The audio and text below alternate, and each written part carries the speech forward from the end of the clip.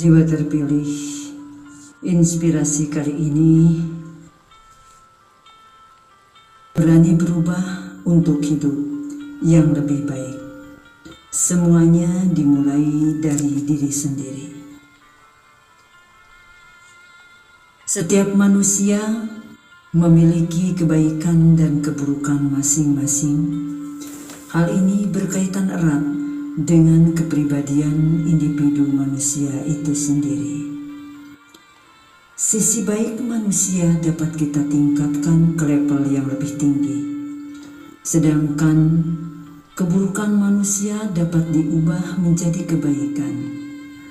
Manusia punya kendali atas diri masing-masing. Jika kita menginginkan perubahan yang lebih baik, maka kita harus berani mengubahnya. Ada berbagai macam cara manusia bisa berubah, seperti berubah karena cinta, berubah karena seseorang, berubah karena keadaan, dan sebagainya. Apapun alasan kita untuk berubah, kita harus konsisten dan berpegang teguh pada komitmen perubahan yang kita lakukan. Berani berubah untuk hidup lebih baik kerap kali kita lontarkan pada pergantian tahun. Namun kerap kali pula kita lupakan seiring berjalannya bulan demi bulan. Terus seperti itu ketika tahun demi tahun berganti. Mungkin sebagian orang melakukan resolusi pergantian tahun tersebut, tetapi sebagian lain jarang berhasil melakukannya. Alhasil, kita hanya terus mengulang pernyataan yang sama setiap pergantian tahun, tanpa melakukannya dengan sempurna. Oleh karena itu, berani berubah untuk hidup lebih baik perlu kita lakukan. Tidak hanya menjadi resolusi tahunan yang terlupakan, tetapi benar-benar terrealisasi dalam kehidupan, supaya hidup yang kita jalani menjadi lebih baik lagi. Saya teringat pepatah lama, apa yang kita tanam akan kita tuai di kemudian waktu. Kita harus selalu menanam kebaikan agar kita bisa memetik kebaikan pula. Sahabat inspirasi terpilih. Bab 1. Mengenal kepribadian diri. Arti sebuah kepribadian. Kita seringkali mengingat orang yang dicintai dan dihormati atau apapun yang telah pergi dari kita dengan kebaikannya, seperti tutur kata yang halus, budi pekerti luhur, kebijaksanaan, keindahan tubuh, kecantikan wajah, senyuman yang indah, akhlak yang bagus, kesetiaannya, kecerdasannya, suka menolong, akalnya yang panjang, dan segala hal baik yang melekat pada orang tersebut. Tidak jarang pula kita membicarakan orang yang kita benci karena kelemahannya atau keburukannya, seperti pengkhianat, ingkar, pembohong, pembual, pendusta, bodoh, dungu, kejam, dan segala hal buruk yang melekat pada orang itu. Segala sesuatu dengan keindahan dan kebaikan berkumpul menjadi satu, membentuk pribadi baik. Dan segala sesuatu yang buruk berkumpul membentuk keburukan. Lantas, apa yang dimaksud dengan kepribadian? Bukan hal yang mudah mengartikan kepribadian. Ini merupakan hal goib yang tidak dapat kita raba bentuknya, tetapi kita bisa rasakan keberadaannya. Kepribadian layaknya angin yang membelai dedaunan. Tak terlihat tapi mampu menumbangkan pepohonan besar, atau menggulung ombak ke tepi pantai dan menyegarkan kita ketika terik matahari membakar kulit. Baik buruk pribadi seseorang terlihat dari bekas yang ditinggalkannya atau dari rekam jejak kehidupannya. Menurut Kamus Besar Bahasa Indonesia versi 5, terdapat beberapa arti kata pribadi, yaitu keadaan manusia sebagai perseorangan, keseluruhan sifat-sifat yang merupakan watak seseorang. Sedangkan arti kepribadian yakni sifat hakiki yang tercermin pada sikap seseorang atau suatu bangsa yang membedakannya dari orang atau bangsa lain. Dengan kata lain, pribadi dan kepribadian seseorang berbeda satu sama lain, tergantung jejak usaha, pengalaman hidup, dan bekas yang tertinggal dari orang tersebut. Tinggi rendahnya pribadi seseorang dipengaruhi oleh usaha hidupnya, pola berpikirnya, ketepatan berhitung, jauhnya memandang, tanggapnya memahami, cerdasnya menyelesaikan masalah, dan kuatnya bersemangat. Mengukur kepribadian seseorang tidak berdasarkan rasa sayang atau rasa benci. Kita kerap bertemu seseorang dan kita menyayangi atau mencintainya, sehingga yang terlihat hanyalah kebaikannya. Atau sebaliknya, kita bertemu seseorang dan kita membencinya, sehingga yang terlihat hanya keburukannya. Sebenarnya kita tidak dapat mengenali kepribadian seseorang dalam sekejap. Sebab semasa hidup manusia, kepribadian terus mengalami perubahan. Ini tergantung pada pengalaman yang diterima individu tersebut. Itulah mengapa kita perlu mengenali kepribadian seseorang terus-menerus. Namun ada yang jauh lebih penting daripada mengenali kepribadian seseorang. Ingatlah perkataan Sokrates, kenalilah dirimu, kenali kepribadian. Sahabat inspirasi terpilih, sesuai dengan perkataan Sokrates di atas, bila kita ingin mengubah kepribadian kita, maka kita harus mengenali diri kita sendiri terlebih dahulu. Dengan mengenali diri sendiri, maka kita akan mudah menentukan mana yang baik untuk dilakukan dan mana yang tidak seharusnya kita perbuat. Sahabat terpilih, perlu diingat, kepribadian seseorang terbentuk dari pengalaman yang didapat dan perbuatan yang dilakukan. Jika kita menginginkan kepribadian yang baik, maka carilah lingkungan, pengalaman, dan pengajaran yang bisa membentuk kepribadian yang kita inginkan. Sebab pembentukan kepribadian seseorang dipengaruhi oleh dua faktor, yaitu faktor internal dan eksternal. Faktor internal pembentukan kepribadian sudah pasti individu itu sendiri.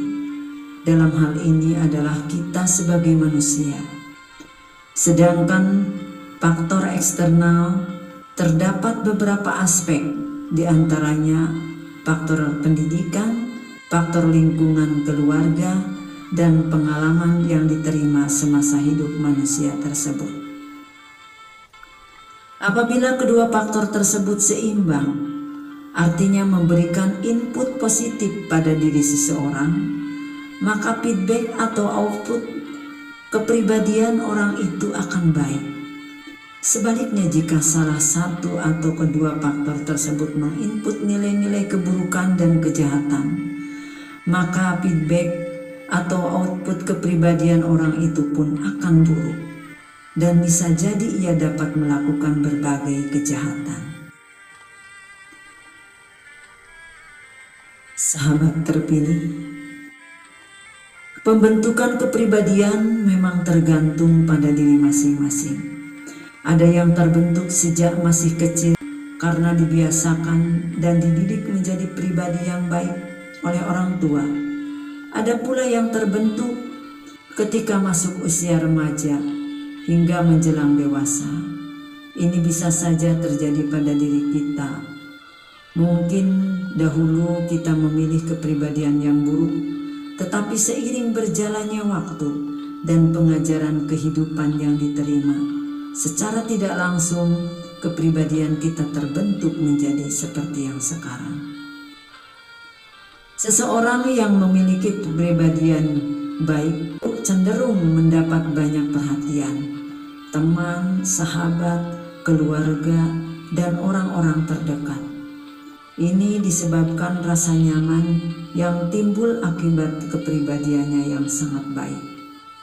Sebaliknya, seseorang yang memiliki kepribadian buruk cenderung mendapat perhatian buruk, merasa asing di lingkungannya sendiri, tidak punya arah tujuan hidup, tidak memiliki banyak teman karena keburukan yang dimilikinya, membuat orang enggan dan segala hal buruk ikut serta dalam kehidupannya. Bila kita ingin mengubah kepribadian kita, maka kita harus mengenali diri kita sendiri terlebih dahulu. Sahabat terpilih, selanjutnya berkenalan dengan diri sendiri. Dirimu yang sebenarnya adalah apa yang kamu lakukan saat orang lain tidak melihatmu. Terkadang manusia terlalu bermain peran menjadi orang lain saat dirinya berada di halayak ramai. Seringkali manusia lupa dengan dirinya sendiri dan terlalu mengikuti arus kehidupan. Akibatnya ia kehilangan jati diri yang sesungguhnya. Lantas, siapa kita yang sebenarnya? Dari manakah kita berasal?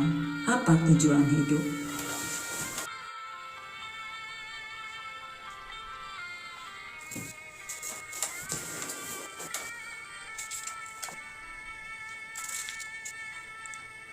Pertanyaan-pertanyaan semacam ini kadang muncul kala kita sendirian atau merenungi apa yang telah menimpa pada diri kita. Wajarlah dalam proses mengenal kepribadian diri manusia akan memiliki banyak pertanyaan mengenai dirinya sendiri dan tujuan dari kehidupannya. Namun yang lebih penting dalam mengenali diri, individu harus memahami potensi atau sikap dari dirinya sendiri.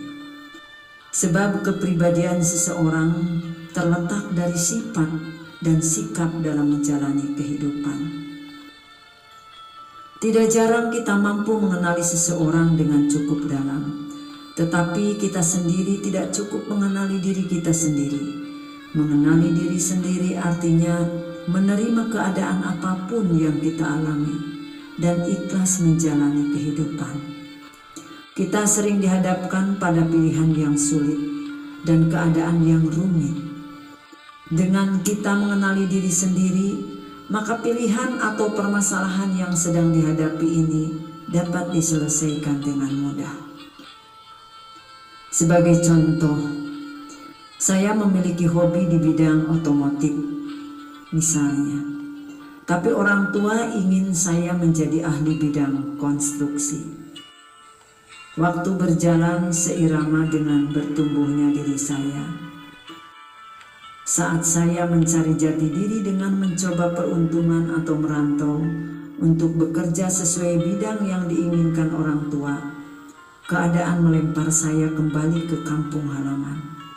Saya makin bingung dengan apa yang saya inginkan waktu itu. Namun Tuhan memiliki rencana lain yang lebih indah. Saya berkesempatan melanjutkan studi S1 di bidang lain dan bekerja menjadi seorang penulis. Di sini pula lah saya mulai mengenali diri sendiri, mengenal tujuan hidup yang sebenarnya. Acap kali kita kesulitan mengenali diri dan tujuan diri sendiri. Terkadang apa yang kita dapatkan tidak sesuai dengan yang kita inginkan. Namun seiring berjalannya waktu, kita dapat mengenali siapa diri kita sebenarnya dan apa tujuan dari kehidupan kita. Memang kadang kehidupan tidak sesuai dengan keinginan dan harapan. Tetapi kita mampu mengambil hikmah dari apa yang kita kerjakan. Jadi, kenalilah diri Anda dan kenali tujuan hidup Anda. Ada banyak cara untuk mengenali diri sendiri. Masing-masing individu memiliki cara yang berbeda. Namun pada intinya, mengenali diri sendiri artinya mengenali kekurangan dan kelebihan diri. Berikut akan saya sampaikan kepada Anda beberapa cara agar kita bisa mengenali diri sendiri. Sahabat terpilih, untuk mengenali diri sendiri, 1. Merenungi tujuan hidup. Pada dasarnya manusia memiliki tujuan hidup. Hal ini mendorong manusia untuk mengikuti keinginan sendiri. Namun tidak sedikit pula orang yang belum mengerti arti dan tujuan hidupnya, sehingga mereka terombang-ambing dan hanya menjadi budak kekejaman zaman atau budak duniawi. Kita sering berpikir sebelum tidur, sebenarnya apa yang aku kejar? Apa yang sebenarnya aku cari dalam kehidupan ini? Kekayaankah? Jabatan? Untuk apa? Semua pertanyaan itu kerap menghantui pikiran kita, tetapi jawabannya seolah misteri yang tidak pernah terpecahkan. Prinsip dasar diturunkannya manusia semata-mata untuk beribadah, menyembah Tuhan yang Maha Kuasa. Namun prinsip itu sering terlupakan, karena manusia terlena akan gemerlap dunia. Alhasil yang terpikirkan hanyalah mencari kekayaan dan semua yang bersifat kesenangan duniawi. Keinginan terbesar kita adalah kebahagiaan. Namun kekayaan, jabatan, keduniawian, dan segala kesenangan sesaat belum tentu menjamin kebahagiaan seseorang. Seiring berjalannya waktu, manusia mengetahui tujuan dan arti kehidupannya. Ini disebabkan oleh peristiwa atau pengalaman yang pernah diterimanya. Bila manusia menyadari makna kehidupan dan mengetahui tujuan dari kehidupannya, maka dia akan menjadi manusia sejati. Artinya, manusia yang mengenal dirinya sendiri tanpa mengikuti arus orang lain. Sahabat terpilih, selanjutnya untuk mengenali diri sendiri adalah apa yang telah kita berikan untuk orang lain. Tanpa disadari kita telah memberi banyak kepada orang-orang dan lingkungan sekitar. Entah itu kebaikan atau bahkan keburukan yang dilakukan dengan sadar atau tanpa sadar. Imbasnya kita menerima apa yang telah kita perbuat. Jika kita menanam kebaikan, maka yang tumbuh adalah kebaikan. Dan jika kita menanam keburukan, maka yang tumbuh adalah keburukan. Pada dasarnya prinsip kehidupan adalah hukum sebab akibat. Selanjutnya, sahabat terpilih, untuk mengenali diri sendiri adalah bersikaplah jujur kepada diri sendiri. Mengenal diri sendiri berarti menerima berbagai aspek yang membentuk identitas, sikap, dan kepribadian, serta keberadaan kita. Bersikap jujur kepada diri sendiri mampu membantu kita untuk menerima keadaan saat ini. Langkah ini dapat membantu kita mengetahui semua aspek kepribadian yang dimiliki. Selain itu, kita mampu meneliti kemampuan diri. Bersiaplah mengetahui hal-hal baru tentang diri. Sahabat terpilih, pada intinya, mengenali diri sendiri artinya mengenali kekurangan dan kelebihan diri. Selanjutnya, perlu diketahui oleh sahabat inspirasi hal buruk dalam diri individu. Seringkali ketika kita membenci seseorang, secara tidak sadar kita tidak memedulikan kesalahan atau kekurangan yang ada pada diri kita. Alhasil, saat terjadi pertengkaran, kita hanya fokus pada kesalahan orang lain tanpa memandang kesalahan diri kita sendiri. Kita memandang seolah-olah orang di depan kita tak pernah melakukan hal baik. Sahabat inspirasi terpilih, hal buruk dalam diri individu, untuk mengetahuinya kita ambil contoh. Kehidupan rumah tangga tentu tidak selalu berjalan lancar seperti yang diharapkan.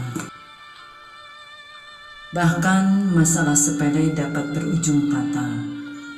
Misal, istri atau suami kita bermaksud untuk meminta diantar belanja atau menemani dalam undangan pesta, tetapi karena salah satu merasa lelah dengan kesibukannya dan menolak permintaan tersebut, yang terjadi ialah pertengkaran.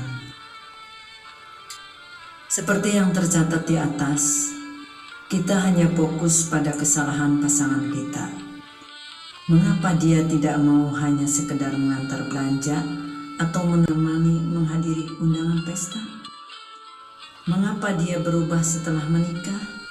Tidak seperti dulu semasa berkenalan atau PDKT. Pertanyaan-pertanyaan seperti itu terus terlontar. Kenapa dia? Mengapa dia? Ada apa dengan dia? Dia, dan dia. Kita sampai lupa dengan pertanyaan, ada apa denganku? Kenapa aku? Ada kesalahpahaman dan komunikasi yang terputus. Akibatnya timbul pertengkaran hebat yang diselimuti dengan keegoan masing-masing. Jika saja kita menyadari bahwa pasangan lelah seharian bekerja atau terbebani oleh pikiran lain, maka kita akan terhindar dari pertengkaran yang berujung fatal. Introspeksi dan tidak menyalahkan orang lain dapat menyelamatkan kita dari permasalahan rumit. Contoh lain, kita kadang menyalahkan atau membenci seseorang yang mengkritik atau memberi masukan atas kesalahan dan kekurangan kita. Seperti kita terlalu ceroboh, teledor, terburu-buru, tergoda nafsu, egois, suka bertindak semaunya, tidak mengindahkan orang lain, berkata kasar atau kotor, kurang menjaga kesopanan dan sebagainya. yang tidak pernah kita sadari. Kebanyakan dari kita akan menganggap orang itu keterlaluan, menilai buruk diri kita. Tidak jarang pula kita sampai berani memarahi atau membalasnya dengan keburukan yang lebih pedih. Kritikan menjadi ucapan atau perkataan yang menyakitkan bagi telinga kita. Mengapa bisa terjadi demikian? Sahabat inspirasi terpilih. Manusia adalah makhluk yang mudah terlena atau akan pujian, tetapi tidak akan kuat ketika mendengar kritikan. Sempurna menjadi patokan utama sifat manusia. Ya, kita tidak ingin terlihat cacat atau buruk di mata orang lain. Kita pasti akan menunjukkan keunggulan kita. Ini sangat wajar terjadi. Namun perlu kita sadari, kesalahan bukan sepenuhnya dari orang lain. Terkadang kita juga melakukan kesalahan, tetapi kita tidak menyadarinya. Mengunggulkan diri itu memang perlu, tetapi sesuai dengan komposisi dan porsinya. Kita ingin menarik hati lawan jenis atau menarik kepercayaan klien dalam berbisnis, tentu kita akan memberikan apa yang menjadi keunggulan kita. Namun kita juga harus ingat bahwa sebagai manusia kita tentu dapat membuat kesalahan. Jadi jika ada kritikan dari orang lain, baik kritikan halus disertai solusi maupun kritikan pedas atau nyinyir, kita harus tetap mempertimbangkannya. Sebuah kritikan menunjukkan kepada kita akan sesuatu yang kurang tepat dalam cara kita hidup atau bersikap. Kritikan tercipta bukan untuk melemahkan kepribadian seseorang, melainkan untuk memperbaiki kesalahan dan meningkatkan kepribadian baik individu itu sendiri. Seseorang yang berkepribadian baik tidak akan menganggap kritikan sebagai celaan atau hinaan, tetapi ia akan menjadikannya sebagai batu loncatan dalam memperbaiki kualitas dirinya. Sebagai manusia, tentu kita dapat membedakan kritikan dengan hinaan atau fitnah. Tidak salah bila kita terus introspeksi diri terhadap apa yang telah kita perbuat. Seseorang dengan keburukan selamanya tidak akan berkembang, tetapi seseorang yang kebaikannya akan disegani dan dihargai oleh sesamanya. Memang ada kalanya kita bersikap masa bodoh terhadap omongan orang lain, tetapi ingatlah, kesalahan sekecil apapun yang kita lakukan tetap bernilai besar di mata orang lain. Selalu bersikap baik dan terus memperbaiki diri menjadi pilihan utama untuk mengembangkan kepribadian kita. Berani menjadi pribadi yang lebih baik, artinya kita juga harus berani mengakui kesalahan yang diperbuat. Kita tidak akan berubah menjadi lebih baik jika kita sendiri tidak tahu apa yang harus dirubah. Oleh karena itu, masukan-masukan atau kritikan dan saran dari orang lain sangat diperlukan dengan proses memperbaiki diri. Sesuai yang dibahas di atas, kita tidak pernah sadar, besar atau kecil, kesalahan yang telah kita perbuat terhadap orang lain. Sebagaimana perkataan Sokrates, manusia harus mengenali dirinya sendiri dan kepribadiannya. Orang yang hebat bukanlah orang yang memiliki kekuatan atau kekuasaan sehingga ditakuti oleh orang banyak. Orang hebat adalah ia yang tahu dan berani mengakui kesalahannya sendiri. Sahabat inspirasi terpilih, Selanjutnya, hal baik dalam diri individu. Ketika kita baru saja mengalami kegagalan atau melakukan kesalahan, kita seakan memiliki trauma terhadap kegagalan atau kesalahan tersebut. Kita akan berusaha sekuat mungkin untuk menghindari, bahkan kita minder atau ketakutan untuk memulai fase baru dalam hidup. Ini wajar terjadi. Namun di balik kegagalan atau kesalahan tersebut, tentu ada hikmah yang dapat kita petik sebagai pengajaran diri. Tuhan menciptakan manusia dengan seimbang, yakni ada sisi baik dan ada sisi buruknya. Ini semata-mata untuk menyeimbangkan kehidupan manusia itu sendiri. Apabila manusia hanya diberikan kelebihan tanpa kekurangan, tentu manusia tersebut merasa besar kepala dan menganggap bahwa dirinya paling hebat. Sebaliknya, jika Tuhan hanya memberikan kelemahan pada seseorang, maka bisa jadi orang tersebut berputus asa dan melakukan hal-hal gila di luar nalar. Setiap insan tentu memiliki keunggulan dan kelebihan masing-masing. Ada yang cerdas, pintar, ahli, sopan, berbudi luhur, bijaksana, penolong, rajin, empati, dan sebagainya. Inilah yang dapat digunakan individu untuk meningkatkan kualitas kepribadiannya. Makin banyak sifat baik seorang, makin tinggi pula kualitas kepribadian orang tersebut. Hal ini juga akan berimbas pada lingkungan dan rekam jejaknya dalam berperilaku. Sahabat inspirasi terpilih, mengenali diri sendiri artinya mampu memahami apa kekurangan dan kelebihan diri.